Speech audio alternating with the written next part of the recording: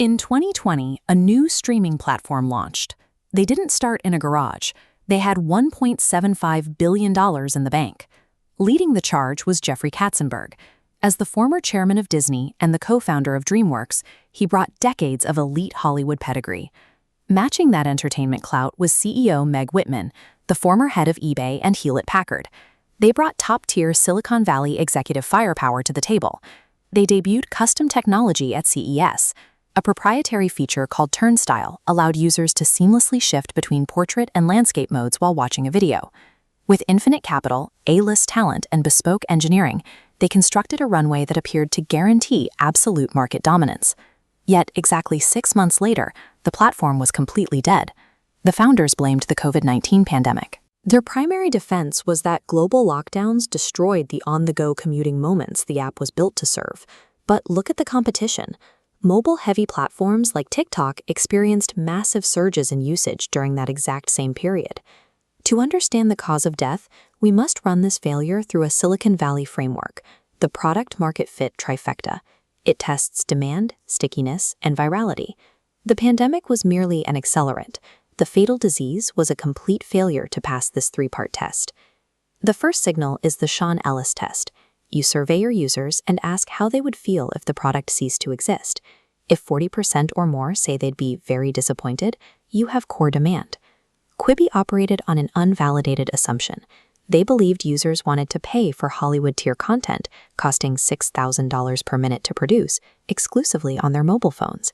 The data tells a different story.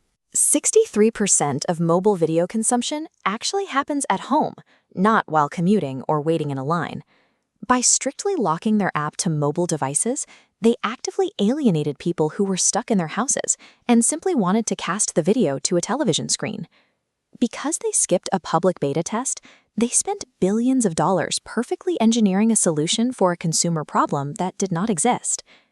This graph shows the second signal, retention curve flattening.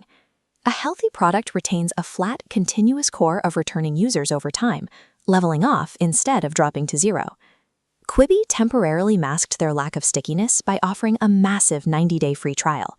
This artificially inflated their early download numbers. But when users opened the app, they didn't find native short-form shows. Instead, the service had awkwardly chopped feature-length movies into disjointed 10-minute bits.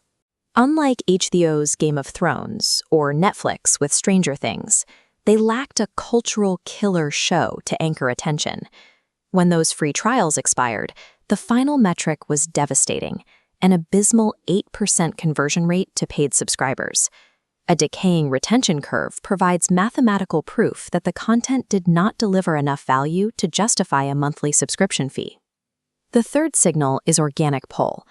Modern digital platforms must grow naturally through user word of mouth and sharing, not solely through paid advertising. The leadership team, operating with a protective Hollywood mindset and terrified of piracy, actively blocked users from taking screenshots or sharing clips on social media. This extreme lockdown on intellectual property effectively suffocated any chance of viral discovery. Fans couldn't spread the content even if they wanted to. To compensate, they pivoted to traditional marketing, blowing millions on massive legacy advertising campaigns like the Super Bowl. They even ran a major campaign during the Oscars. They were targeting a millennial and Gen Z mobile audience by advertising during an event where the average viewer is in their 50s. According to market research following those campaigns, contrast this with the standard lean startup methodology. A normal company uses small amounts of seed money for cheap, low-risk experiments to validate a market before scaling up. Raising nearly $2 billion before launch didn't guarantee success. It backed them into a corner. Pivoting was impossible, and absolute dominance became the only way to survive. They possessed everything money could legally buy: elite executives, cutting-edge patents, and unlimited advertising budgets.